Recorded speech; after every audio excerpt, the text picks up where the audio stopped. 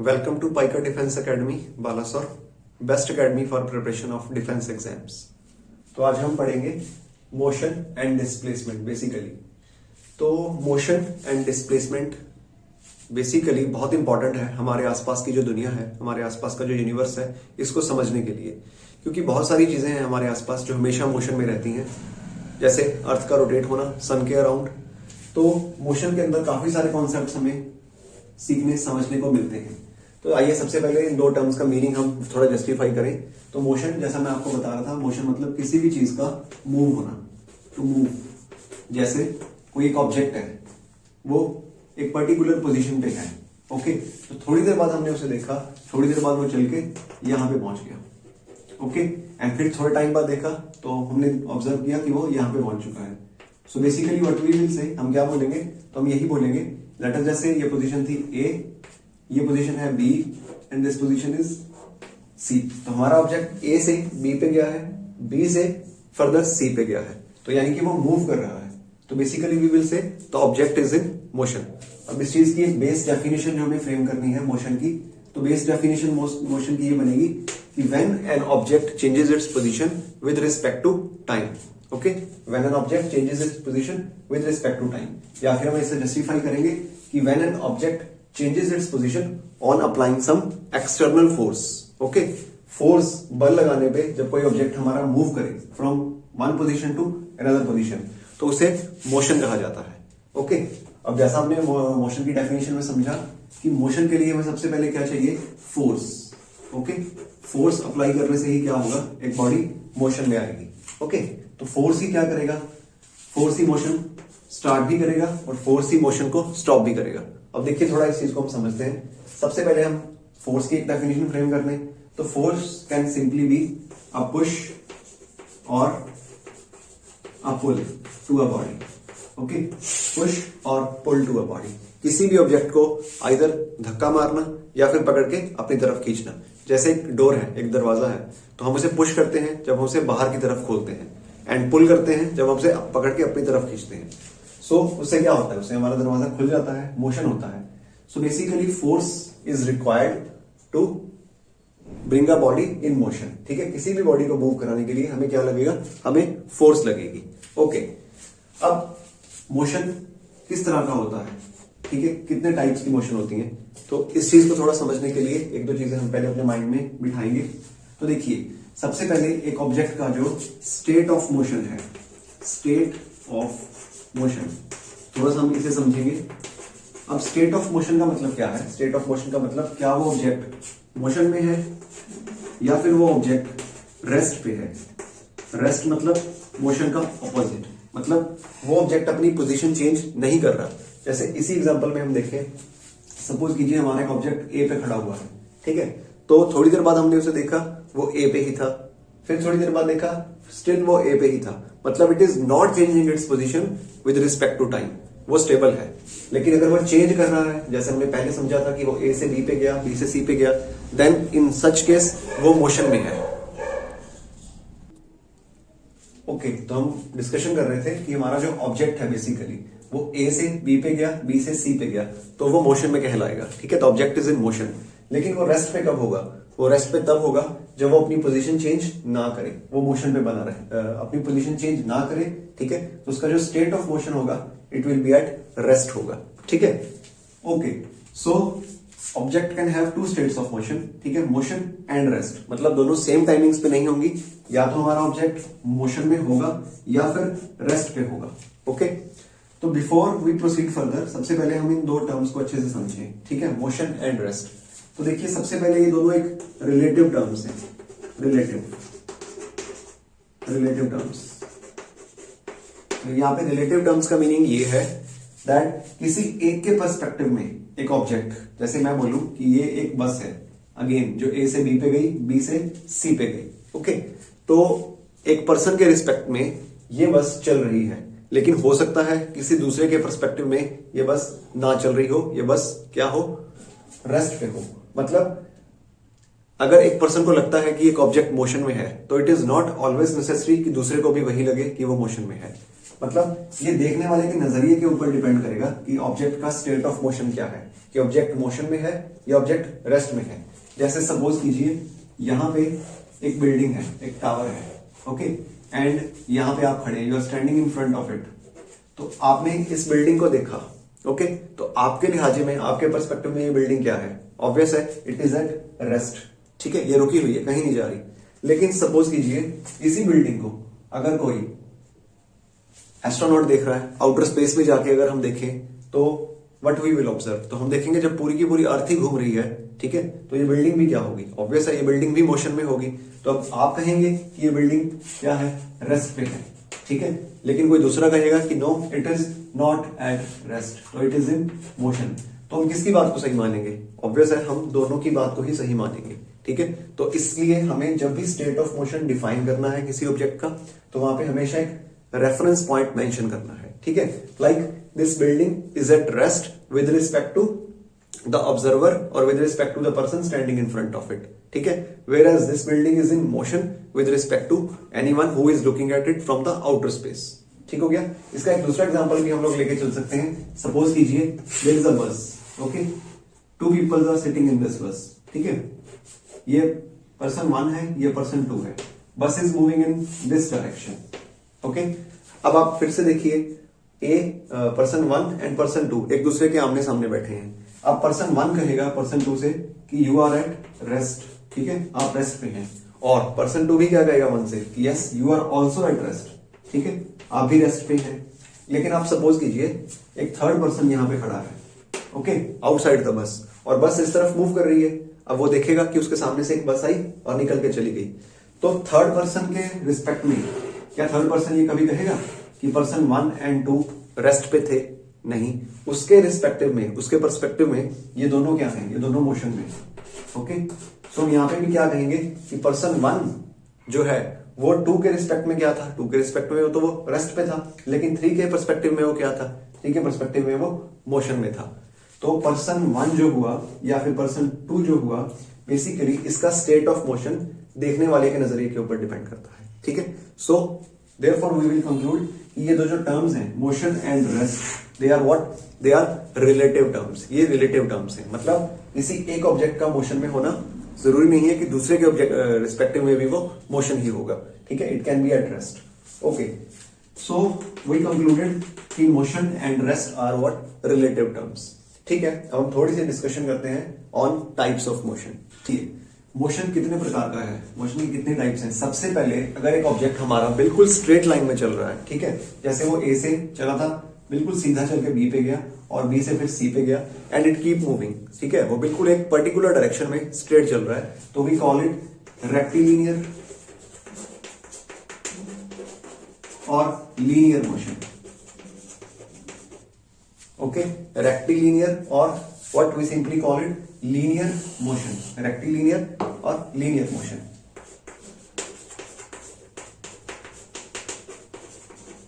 Rectilinear और simply linear motion. अब हमारा ऑब्जेक्ट अगर एक सर्कल में घूम रहा है, ठीक है, लाइक दिस, ऐसे करके, ओके, तो सिंपल है, we simply call it what? We simply call it circular motion, okay, circular motion. अब ऑब्जेक्ट हमारा कुछ इस तरह से चल रहा है, लाइक दिस, ऐसे करके आगे चल रहा है, ठीक है। तो ये क्या है? ये जिगजैग है, जिगजैग लाइन है, तो we simply call it zigzag motion, okay, zigzag motion. इसके बाद एक तरह का और मोशन काफी कॉमन है जो हमें देखने में मिलता है, वो है what? Oscillatory motion, simply what? Oscillatory motion. देखिए इस ऑसिलेटरी मोशन में क्या होता है, जैसे हमने हमारे आसपास हम देखते हैं कि एक क्लॉक है, क्लॉक के नीचे एक पेंडुलम लगा रहता है, ठीक है, and pendulum goes in this direction, okay, and then come backs in this direction and then goes in the opposite direction, ठीक है। तो उसका कुछ मूवमेंट्स हमने देखा है पेंडुलम का, लाइक दिस, कुछ इस तरह से होता रहता है, ठीक है। सो इस तरह के मोशन को हम क्या बोलते हैं? इस तरह के मोशन को we simply call it oscillatory motion, okay. तो ये भी काफी हमारे काम में आता है, काफी फिजिक्स के कॉन्सेप्ट्स को समझने में, ओके। तो फिलहाल हम इनकी टाइप्स पे ज्यादा डिटेल में नहीं जाएंगे, because you have already studied them in your junior classes. So rectilinear motion, okay, circular motion, zigzag motion, and second is what? Next is what? Sorry, oscillatory motion. इसके अलावा मोशन की और दो टाइप्स हैं, that is uniform and non uniform motion. ठीक है, मतलब motion को हम क्लासीफाई इन दो कैटेगरीज में भी कर सकते हैं, uniform motion and non uniform motion. अब इसको समझने के लिए सबसे पहले आप दो टर्म्स अपने माइंड में बिठाएंगे। देखिए, सबसे पहला है स्पीड, ओके, सेकंड है distance, also known as path length, okay, path length. इन दोनों के अलावा थर्ड क्वांटिटी भी एसोसिएट होती है, दैट इज टाइम। और जैसा कि आप सब जानते हैं, ठीक है, we have already studied in junior classes कि स्पीड का इक्वेशन होता है इन दोनों के साथ, speed is equals to distance upon time. Okay, तो ऑब्वियस है, ये फॉर्मूला काफी कॉमन है, हमने पढ़ा हुआ है, तो इसी की हेल्प से ही हम इन दोनों मोशंस को समझेंगे। अब देखिए, सबसे पहला है यूनिफॉर्म मोशन। तो यूनिफॉर्म मोशन बेसिकली सेज कि when an object cover equal distance in equal interval of time, तो the motion is said to be uniform. जैसे कोई एक ऑब्जेक्ट यहां से चला, ओके, अब उसने कुछ डिस्टेंस ट्रेवल किया है, ओके, जरूरी नहीं है कि ये मोशन हमेशा स्ट्रेट लाइन ही होगा, ये किसी तरह का भी मोशन हो सकता है। तो सपोज कीजिए 1 आवर टाइम उसे लगा, ओके, एंड उसने जो डिस्टेंस ट्रेवल किया है वो है 100 किलोमीटर, ओके। सेकंड, फिर से अगला 100 किलोमीटर ट्रेवल करने में भी, जैसे वो ए से बी पे गया है, ठीक है, ए से बी पे गया है 1 आवर में और डिस्टेंस है 100 किलोमीटर। अब अगला 100 किलोमीटर ट्रेवल करने में भी उसे टाइम 1 आवर ही लगा, और फिर से नेक्स्ट 100 किलोमीटर ट्रेवल करने में भी वो क्या कर रहा है, 1 आवर ही ले रहा है। तो हम देख रहे हैं हमारा ऑब्जेक्ट इक्वल डिस्टेंस ट्रेवल कर रहा है इन इक्वल इंटरवल ऑफ टाइम में, तो इस तरह के मोशन को हम यूनिफॉर्म मोशन कहेंगे। इसका एक और एग्जांपल आप ले सकते हैं, कोई भी ऑब्जेक्ट, ठीक है, जब अपनी स्पीड चेंज ना करे, स्पीड चेंज ना करे, जैसे आप एक बाइक चला रहे हैं या आप एक 4 व्हीलर चला रहे हैं, तो you are moving at a constant speed, okay, आपने अपनी स्पीड 60, 70 या जो भी है कांस्टेंट स्पीड रख रखी है, आप उसे ना ही इंक्रीज कर रहे हैं ना ही डिक्रीज कर रहे हैं। तो बेसिकली, तो what you will say, you are in uniform motion, okay. And as obvious, non uniform motion क्या होगा, नॉन यूनिफॉर्म मोशन इसका रिवर्स होगा, ठीक है, कि जब कोई ऑब्जेक्ट क्या करे, अनइक्वल डिस्टेंस ट्रेवल करे in same interval of time में। जैसे फर्स्ट आवर में उसने डिस्टेंस ट्रेवल किया 100 किलोमीटर, तो नेक्स्ट 1 आवर में वो 100 नहीं कर पाया, 80 ही कर पाया, एंड फिर से थर्ड आवर में वो कितना कर पाया, फिर से थर्ड आवर में उसका डिस्टेंस हो गया 110 किलोमीटर। तो हम देख रहे हैं कि उसका जो डिस्टेंस है, ठीक है, वो सेम टाइम इंटरवल में डिफरेंट है, ओके। तो therefore we call it non uniform motion. अब हमारे आसपास जो दुनिया है, हमारे आसपास जो मोशंस हो रहे हैं, उसमें ज्यादातर मोशंस कौन से हैं? ऑब्वियस है, ज्यादातर मोशंस नॉन यूनिफॉर्म मोशन है। जैसे आप एक गाड़ी चला रहे हैं, तो it is not possible for you कि आप अपनी उस गाड़ी को कॉन्टिन्यूसली और काफी लंबे टाइम तक सेम स्पीड पे मेंटेन करके रख पाए, क्योंकि ड्यू टू ट्रैफिक या कोई ना कोई रीजन की वजह से आपको उसको क्या करना पड़ेगा, स्टॉप करना ही पड़ेगा, ठीक है। एंड देयरफॉर वो एक नॉन यूनिफॉर्म मोशन कहलाएगा। सेकेंड थिंग, यूनिफॉर्म मोशन की कोई एग्जांपल है हमारे पास? यस, बिल्कुल है। यूनिफॉर्म मोशन, हमारी जो अर्थ है, जो सन के अक्रॉस क्या करती है, रिवॉल्व करती है, वो एक यूनिफॉर्म मोशन है। Every year it takes 365 days, okay, plus 6 hours. तो इतना ही टाइम हमेशा वो लेती है 1 रेवोल्यूशन कवर करने में, ओके। तो जब ये 1 रेवोल्यूशन कवर हो जाता है, तो व्हाट वी विल से कि न्यू ईयर आ गया, एक साल पूरा हो गया। तो this is a uniform motion. अब ये कब पॉसिबल है कि वो हर बार अपना जो डिस्टेंस है, ठीक है, ये वो इतने ही टाइम में पूरा करती है। ऑब्वियस है, ये तभी पॉसिबल है जो वो अपनी स्पीड को सेम रखे, सेम स्पीड मेंटेन करके रखे। या अपनी स्पीड को अगर वो कम या ज्यादा कर दे, तो ऑब्वियस सी बात है कि वो इतना टाइम नहीं ले पाएगी, इससे ज्यादा टाइम लेगी या इससे कम टाइम लेगी। कब? अगर वो अपनी स्पीड को चेंज कर दे।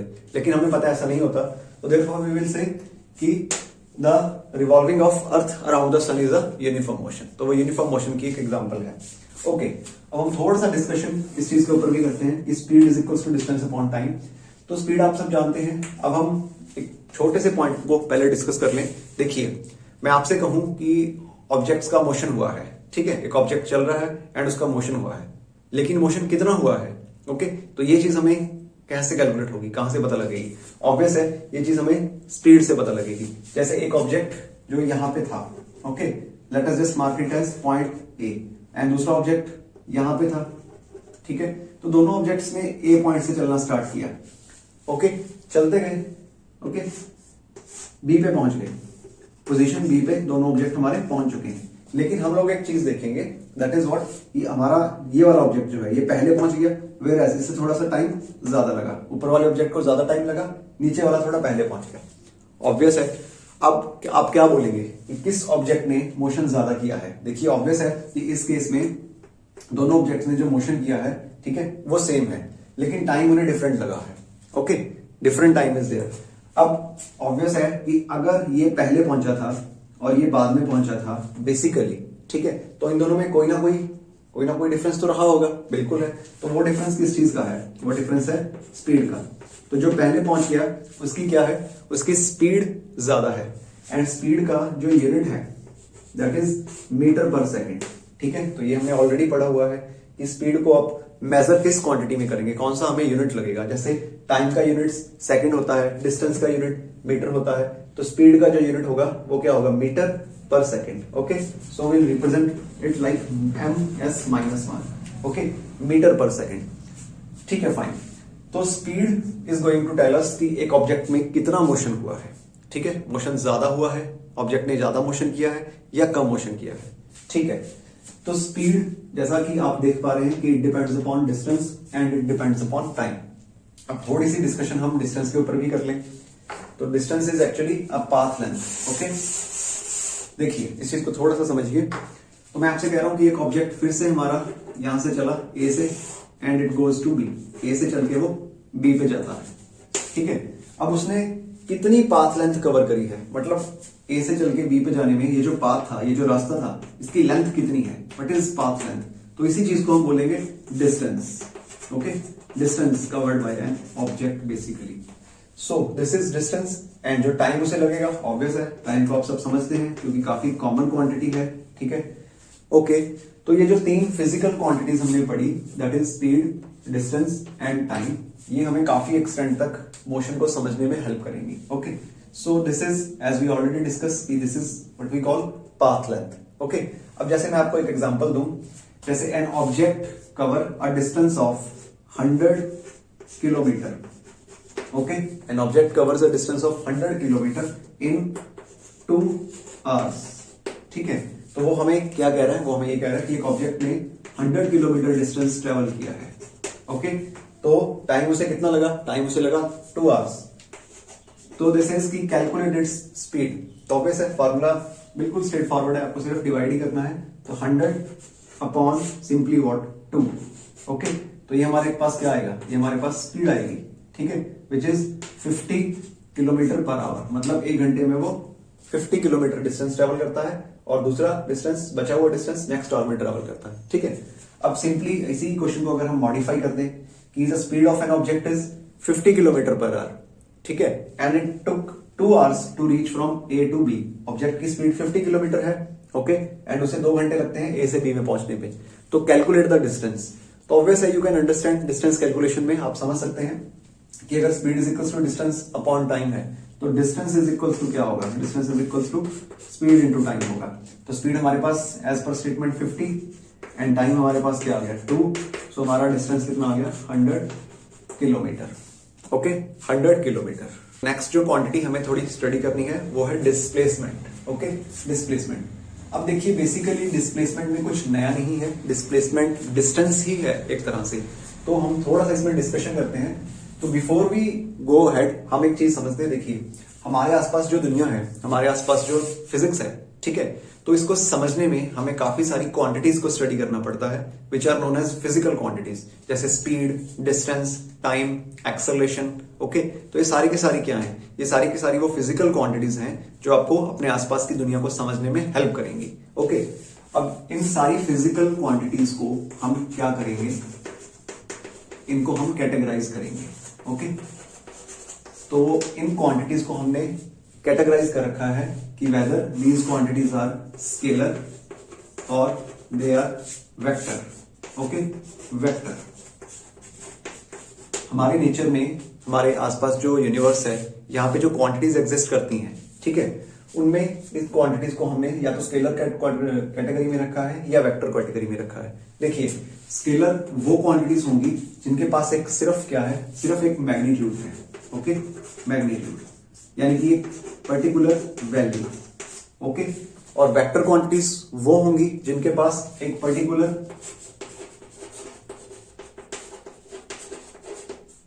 प्लस डायरेक्शन, ठीक है, मतलब जिनके पास एक पर्टिकुलर मैग्नीट्यूड या बोलिए पर्टिकुलर वैल्यू प्लस डायरेक्शन है, ठीक है, तो उन क्वांटिटीज को हम क्या बोलेंगे, उन क्वांटिटीज को वेक्टर बोला जाएगा। जैसे मैं आपसे पूछूं कि what is the time right now, या फिर what is the temperature right now, तो क्या आप मेरे से पूछेंगे कि इन विच डायरेक्शन? नहीं, हमें पता है कि टेम्परेचर या टाइम को डिफाइन करने के लिए डायरेक्शन की जरूरत हमें नहीं है बेसिकली, ठीक है, तो वो किस कैटेगरी में रखा जाएगा? ऑब्वियस है, time and temperature scalar category में आएगा, क्योंकि उसमें हमें डायरेक्शन नहीं लगती उसको एक्सप्लेन करने में, उसको समझने में। लेकिन कुछ क्वांटिटीज ऐसी हैं जिनको हम क्या करेंगे, जिनको कैलकुलेट करने के लिए हमें क्या चाहिए, जिनको कैलकुलेट करने के लिए हमें डायरेक्शन की जरूरत पड़ेगी। जैसे फॉर एग्जाम्पल सबसे कॉमन क्वांटिटी हमारी फोर्स, ओके, तो फोर्स एक वेक्टर क्वांटिटी है, इसलिए वेक्टर है कि आप एक ऑब्जेक्ट के ऊपर फोर्स अप्लाई करेंगे, ठीक है, तो ऑब्जेक्ट मोशन में आएगा। Yes, this is what we know, हमने पढ़ा है।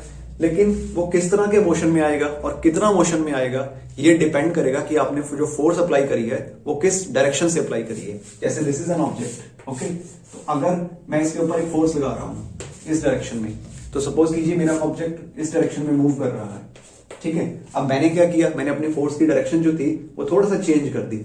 नाउ मैं इस डायरेक्शन में फोर्स अप्लाई कर रहा हूं, ठीक है, तो व्हाट विल हैपन, तो काफी कुछ हो सकता है। तो मैं देखूंगा या तो मेरा ऑब्जेक्ट स्टिल इसी डायरेक्शन में जा रहा है लेकिन उसकी जो स्पीड है वो थोड़ी कम हो गई है, ओके, या फिर मैं देख रहा हूं कि अब उसने इस डायरेक्शन में जाना स्टार्ट कर दिया, ठीक है। तो हमने देखा, सबसे पहला वाला केस हम लेते हैं कि जब हम फोर्स की डायरेक्शन हमने चेंज करी तो हमारे ऑब्जेक्ट की स्पीड कम पड़ गई। तो स्पीड कम पड़ने का मतलब क्या हुआ? स्पीड कम पड़ने का मतलब यही हुआ ना कि जो फोर्स हम अप्लाई कर रहे हैं वो कम या ज्यादा हो गई है। तो हमने देखा कि डायरेक्शन चेंज करने से बॉडी के ऊपर इंपैक्ट पड़ रहा है। देयरफॉर वी विल कंक्लूड कि फोर्स के पास डायरेक्शन होती है, ठीक है। तो ऐसे ही काफी सारी क्वांटिटीज हमारे पास प्रेजेंट हैं जिनको पढ़ने समझने के लिए हमें डायरेक्शन को उनके साथ एसोसिएट करना पड़ता है, ठीक है। एंड जिन क्वांटिटीज के साथ डायरेक्शन प्रेजेंट होती है we simply call them vector quantities, okay. तो scalar and vector quantities, okay. So अब हम एक चीज देखेंगे, तो सिंपली जो हमारा डिस्प्लेसमेंट है ये क्या है? ये डिस्टेंस का ही एक वेक्टर है। मतलब अब आपने डिस्टेंस समझा है, distance is path length, okay. अब डिस्टेंस के साथ अगर हम डायरेक्शन एसोसिएट कर दें तो वो क्या कहलाएगा? वो डिस्प्लेसमेंट कहलाएगी, ओके। तो देखिए इसके थोड़े एक दो एग्जांपल्स हम लोग करते हैं। अच्छा, स्पीड, पहले हम डिस्कशन कर रहे थे स्पीड। अब स्पीड का वेक्टर क्या है? स्पीड का वेक्टर जो है that is what we call velocity, okay. तो आप सबने शायद अपनी जूनियर क्लासेस में या अभी भी कहीं ना कहीं आपने देखा होगा कि कुछ बुक्स में जब न्यूमेरिकल गिवन रहते हैं तो हमारे पास सिचुएशंस रहती हैं कि speed of an object is this, या फिर कभी लिखा रहता है velocity of an object is this. तो इन दोनों में डिफरेंस क्या है?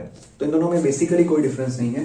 जब आपको वेलोसिटी दिखा रहेगा तो उसका मतलब यह है कि वो स्पीड ही है लेकिन उसके साथ डायरेक्शन फिक्स है, एसोसिएटेड है। तो speed with direction is what we call velocity, and similarly distance with direction is what we call displacement of an object. अब इस डिस्प्लेसमेंट को थोड़ा सा हम अच्छे से समझेंगे।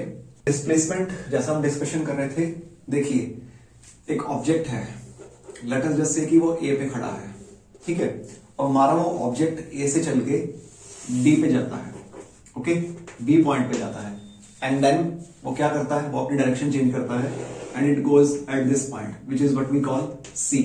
तो वो ए से सी पे गया है वाया बी, ओके, एंड कुछ डिस्टेंसेस हमें गिवन है। Suppose this is 10 metre and this is 5 metre, मतलब ए से बी की दूरी 10 मीटर और बी से सी की दूरी 5 मीटर हमें गिवन है। नाउ आपसे बोला जाए कि calculate the displacement of the object, ठीक है। देखिए जब भी आपको डिस्प्लेसमेंट को कैलकुलेट करना है तो सिर्फ एक चीज के ऊपर ध्यान रखना है, ठीक है, that is initial position, okay, initial position, and second is simply final position, okay, final position. देखिए इनिशियल का मतलब होता है कि कहां से शुरुआत हुई है, इनिशियल मतलब स्टार्ट करना, ओके, एंड फाइनल मतलब कहां पे जाके वो स्टॉप हो गया। तो this is A is our initial point क्योंकि उसने यहां से चलना स्टार्ट किया था, and C is the final point जहां पे जाके वो रुक गया है, ओके। तो बेसिकली हम लोग क्या करेंगे, आपको सिर्फ और सिर्फ जब डिस्प्लेसमेंट को कैलकुलेट करना है तो इनिशियल पॉइंट या इनिशियल पोजीशन से फाइनल पोजीशन तक क्या करना है? सिर्फ एक स्ट्रेट लाइन डिस्टेंस इमेजिन करना है या जस्टिफाई करना है, ओके, तो अब इन दोनों के बीच का डिस्टेंस जो होगा, this straight line, okay, this straight line, ये क्या कहलाएगी, ये डिस्प्लेसमेंट कहलाएगी। ओके, तो अब आप इसको कैलकुलेट कर सकते हैं simply by applying Pythagoras theorem, जो हमने already simple junior mathematics classes में पढ़ रखी है, that is hypotenuse square is equals to base square plus altitude square. तो ये हमारा एल्टीट्यूड रहेगा, ये हमारा बेस रहेगा, तो AC square is simply what, 10 square plus 5 square. तो इससे आप अपना क्या कर पाओगे, इससे आप अपना डिस्प्लेसमेंट कैलकुलेट कर पाओगे। अब देखिए एक दो एग्जांपल्स हम और करेंगे। तो फिर से इन दो पोजीशंस को आप अपने माइंड में रखेंगे, initial position and final position of an object. Okay, अब हमारे पास सिचुएशन ये है कि हमारा एक ऑब्जेक्ट है, वो फिर से एक पोजीशन से चलता है, late us just say this position is x, तो x से चल के वो y पे गया है। ओके, एंड y पे जाके क्या हुआ, y पे जाके उसने वापस उल्टा चलना स्टार्ट कर दिया। ओके, उल्टा चलना स्टार्ट किया दोबारा x की तरफ, और बिल्कुल इनके मिड पॉइंट में आके वो स्टॉप हो गया है। तो let us just mark this position as z। तो फिर से हमारा एक ऑब्जेक्ट x से चला, x से चल के वो y पे गया है, एंड y से वो फिर से वापस चला और रास्ते में बिल्कुल इन दोनों के मिड पॉइंट पे आके स्टॉप हो गया है, रुक गया है। ठीक है, और हमें गिवन है x से y का जो डिस्टेंस है, इट इज से 100 मीटर। Okay, 100 metre. तो क्या आप इस केस में डिस्प्लेसमेंट कैलकुलेट कर पाएंगे? ऑब्वियस है, जैसा मैंने आपको सिखाया कि आपको सिर्फ 2 पॉइंट्स के ऊपर ध्यान देना है, that is u, okay, initial point, and second is what, your final point. Okay, तो हमारा इनिशियल पॉइंट था x, ठीक है, एंड हमारा फाइनल पॉइंट क्या रहेगा, हमारा फाइनल पॉइंट रहेगा z बेसिकली। ओके, तो this is initial point, final point. अब अगर ये डिस्टेंस 100 मीटर है, ओके, तो ये वाला डिस्टेंस कितना रहेगा, ऑब्वियस है, ये वाला डिस्टेंस 50 मीटर रहेगा, 50 क्यों? क्योंकि मैंने आपको इनिशियली बताया ना कि जो z है ये बिल्कुल मिड पॉइंट है इन दोनों का। तो मिड पॉइंट का मतलब ये इस लाइन को बिल्कुल 2 इक्वल पार्ट्स में डिवाइड करेगा, और हमें सिर्फ क्या देखना है, हमें अपना इनिशियल पोजीशन और फाइनल पोजीशन देखनी है, और उन दोनों में डिस्टेंस देखना है। ठीक है, जब हमें डिस्प्लेसमेंट कैलकुलेट करनी है। तो ये रही हमारी इनिशियल पोजीशन, ये रही हमारी फाइनल पोजीशन। ठीक है, तो इट डजंट मैटर, याद रखिए ये चीज कोई मायने नहीं रखती कि हमारे ऑब्जेक्ट ने कौन सा पाथ फॉलो किया है। ठीक है, हमें सिर्फ ये देखना है कि वो कहां पे जाके स्टॉप हो गया है। तो that is what we call displacement. जैसे एक ऑब्जेक्ट यहां से चले, ठीक है, तो it goes 10 metre straight, okay, then it turns 5 metre, ठीक है, और फिर से वो 10 मीटर वापस आए और यहां पे आके खड़ा हो जाए, एंड से this point is A, this is B, this is C, this is D, okay, and these two things are given to you, okay? ये AB की दूरी 10 मीटर हमें गिवन है और BC की दूरी 5 मीटर हमें गिवन है। नाउ हमारा ऑब्जेक्ट A से चला, D पे आके स्टॉप हो गया है, तो can you calculate the displacement? Obviously. तो एज आई टोल्ड यू, आपको सिर्फ और सिर्फ अटेंशन पे करनी है किस चीज के ऊपर, initial point and final point. कोई मायने नहीं रखता कि ऑब्जेक्ट हमारा किस पाथ से घूम के वापस आया है। ठीक है, तो ऑब्वियस है A और D में जो डिस्टेंस रहेगा, A और D में जो दूरी रहेगी वो 5 मीटर ही रहेगी। Okay, this distance is 5 metre. क्यों? क्योंकि ये वाला डिस्टेंस हमें 5 मीटर गिवन है। तो this is what we call displacement. ठीक है, अब आपको सिर्फ और सिर्फ किस चीज के ऊपर अटेंशन पे करनी है, initial point and final point. अब एक और केस आप देखिए, सपोज कीजिए हमारा ऑब्जेक्ट फिर से यहां से चलता है।